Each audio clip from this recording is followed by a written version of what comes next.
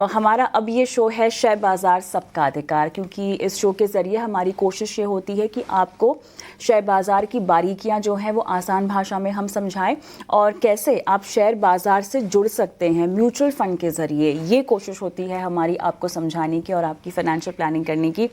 मेरे साथ हमारे आज के मेहमान भी जुड़ गए हैं, Vishwajeet Parashar, mutual fund expert. Vishwajeet ji, आपका बहुत बहुत स्वागत है इस पेशकश में। आपसे मैं सवाल लूँ उससे पहले दर्शकों को एक QR कोड हम उनकी स्क्रीन पे फ्लैश कर देते हैं, क्योंकि बताना वो ज़रूरी होगा। वही एक ज़रिया है जिसके ज़रिए आप इस शो में हिस्सा ले सकते हैं, अपने सवाल हम तक पहुंचा सकते हैं। तो एक QR कोड आपके स्क्रीन पे फ्लैश होगा, उसे स्कैन कर देना है। स्कैन करते ही आप एक WhatsApp नंबर से जुड़ जाएंगे, वहाँ पे अपने सवाल आपको छोड़ देने हैं। इस वक्त अगर आप YouTube पर भी हमें लाइव देख रहे हैं तो कमेंट बॉक्स में भी अपने सवाल आप डाल सकते हैं। शुरुआत करते हैं। मेरे साथ अभिषेक क्या फ़ोन लाइन पर हैं? या ma'am, hi, I am there. Hi, good evening. कहाँ से बोल रहे हो? Hi ma'am, good evening. I am from Agra ma'am, Agra से बोल रहा हूँ।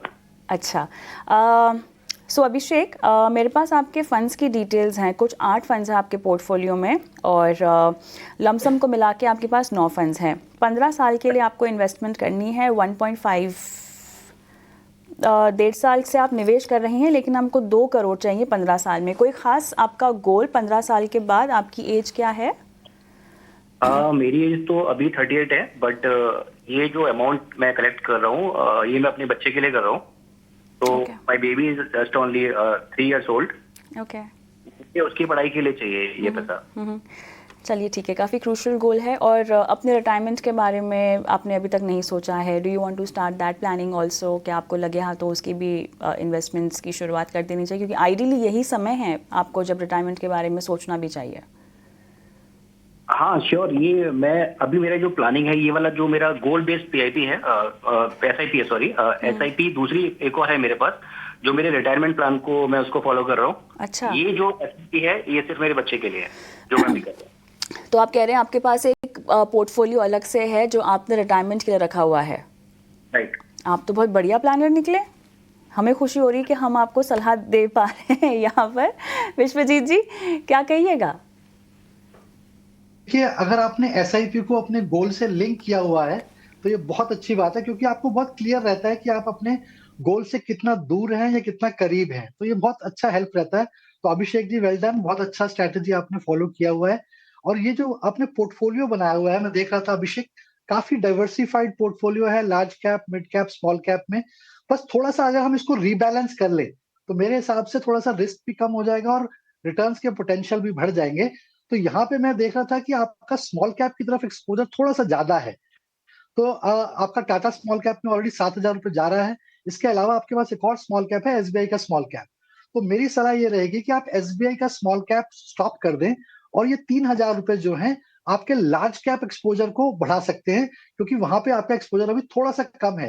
तो ये ₹3,000 HDFC लार्ज कैप फंड में बढ़ाएँ ये निवेश, तो एक तरीके से अच्छा डाइवर्सिफ़िकेशन भी हो जाएगा और जो रीबैलेंसिंग की आवश्यकता है वो भी हो जाएगी। तो ये थोड़ा छोटा-सा बदलाव करना है। बाकी जो फंड्स हैं वो काफ़ी अच्छे हैं, उसमें निवेशित रहें। एचडीएफसी का मिड कैप फंड भी है आपके पास और इसके अलावा यूटीआई निफ्टी 200 मोमेंटम फंड भी है। सारे फंड अच्छे हैं। एसबीआई कॉन्ट्रा फंड भी आपने रखा है, डिफरेंट इन्वेस्टमेंट स्टाइल है। तो फंड सही हैं, उसमें निवेशित रहें। केवल एसबीआई का 3000 का स्मॉल कैप आप एचडीएफसी के लार्ज कैप में बढ़ा दें। जहाँ तक कि गोल का सवाल है, ₹30,000 की जो आप मंथली एसआईपी कर रहे हैं, 15 वर्ष में अगर हम 12% का सीएजीआर लेके चलते हैं तो ये करीब-करीब 1,51,00,000 होता है। तो ये आपने जो 2 करोड़ का गोल रखा है, मैं अज़्यूम करके चल रहा हूँ कि आपने महँगाई को बिल्कुल कंसिडर किया हुआ है, क्योंकि इन्फ्लेशन जो एजुकेशन में है वो काफ़ी तेज़ी से होती है। 9-10% कम से कम माना जाता है ऐसा आंकड़ा। तो आपने उनको शायद कंसिडर किया हुआ है, ये बहुत अच्छी बात है। तो कोशिश करें अपनी एसआईपी को 6% का स्टेप अप करें हर साल। तब आप 2 करोड़ के लक्ष्य तक आराम तक पहुँच जाएँगे। अभी हम थोड़ी देर पहले सुन भी रहे थे कि स्टेप अप का महत्व क्या है। तो यही महत्व है, अगर आप 15 वर्ष तक 6% का स्टेप अप करें, तो आप 2 करोड़ के लक्ष्य तक आराम से पहुँच जाएँगे। मेरी बहुत-बहुत शुभकामनाएँ आपके बच्चे की पढ़ाई के लिए और आपने जो रिटायरमेंट के लिए गोल सेट किया हुआ है और एसआईपी अलग करी हुई है, उसके लिए भी बहुत-बहुत शुभकामनाएँ। चलिए अभिषेक, उम्मीद करते हैं कि आपको सलाह मिल गई हो, और अगर आप नहीं सुन पाए हो तो आप YouTube पर जाइएगा हमारे चैनल के, और वहाँ पर ये शो अपलोड होता है, आप देख लीजिएगा। समय मेरे पास थोड़ा सा कम है, इसीलिए मैं आगे बढ़ना चाहती हूँ। मिस्टर आर के शर्मा का हम सवाल लेंगे। शर्मा साहब, क्या फ़ोन लाइन पर हैं मेरे साथ? हाँ जी मैम। नमस्कार सर, कहाँ से बोल रहे हैं? जी, मैं सवाई माधोपुर राजस्थान से बात कर रहा था मैडम। राजस्थान से? वाह। हाँ, राजस्थान से बात कर रहा था मैडम। तो गुलाबी ठंड का समय तो खत्म हो गया होगा? हाँ मैडम, ठंड तो काफी कम हो चुकी है। हाँ, चलिए अब यहाँ पर गर्मियों की तैयारी आपको करनी पड़ेगी, हैं? हाँ जी मैम। तो आपका पोर्टफोलियो आपने मुझे भेजा है शर्मा जी।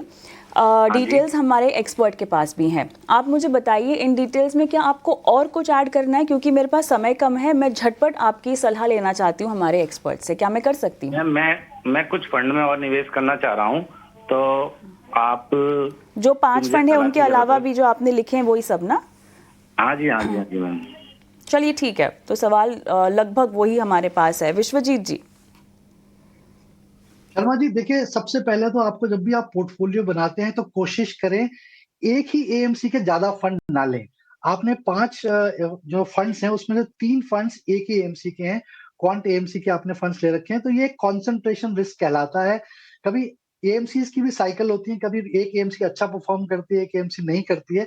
अगर मान लीजिए सारे फंड्स एक ही एएमसी के हैं और वो नहीं परफॉर्म कर रही है, तो ओवरऑल पोर्टफोलियो एक रिस्की बन जाता है।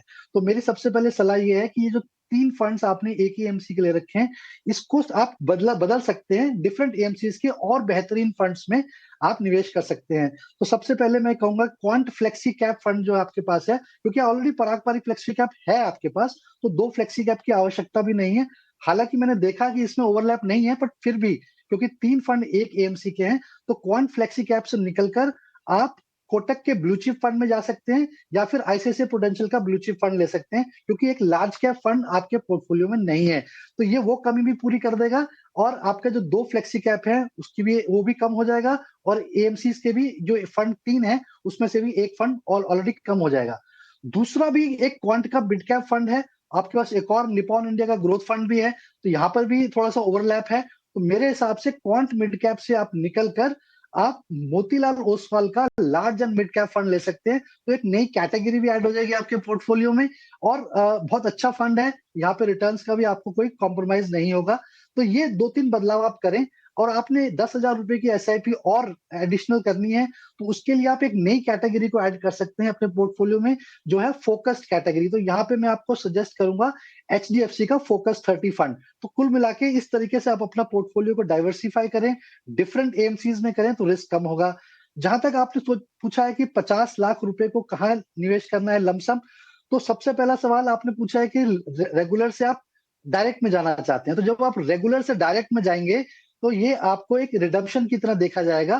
तो यहाँ पे आपको कैपिटल गेन टैक्स देना पड़ेगा। अगर आप 1 वर्ष से ज्यादा निवेश कर चुके हैं, तो long term capital gain tax तो 1.25 लाख तक तो कोई कैपिटल गेन पे टैक्स नहीं लगेगा, लेकिन उसके ऊपर अगर कोई कैपिटल गेन है, तो आपको 12.5% के हिसाब से कैपिटल गेन टैक्स देना पड़ेगा। Okay. और मार्केट सिनेरियो को देखते हुए जी। मेरे हिसाब से अभी आप हाइब्रिड फंड में जाएं, जहां पे कि एचडीएफसी का बैलेंस एडवांटेज फंड और कोटक का मल्टी एसेट एलोकेशन फंड में आप निवेश कर सकते हैं। तो ये रिस्क भी कम करेगा और डिफरेंट एसेट क्लासेस में भी आपको निवेश करने में मदद करेगा। तो ये थोड़े से बदलाव करें, मेरे हिसाब से फिर पोर्टफोलियो काफी डाइवर्सिफाइड हो जाए। चलिए शर्मा जी, उम्मीद करते हैं कि आपको सलाह समझ में आ गई हो। नहीं आई है तो मैं आपसे भी यही गुजारिश करती हूँ कि आप हमारा ये शो जो है चैनल के यूट्यूब पर देखिएगा, क्योंकि वहाँ पर ये अपलोड हो जाता है। और विश्वजीत जी, सवाल जवाब के सिलसिले को आज मुझे यही समाप्त करना होगा। बहुत सारे सवाल थे, मैं जानती हूँ, लेकिन अगली बार इसको शो में शामिल करेंगे। फिलहाल मेरे पास समय आज के लिए इतना ही है। एक छोटा सा ब्रेक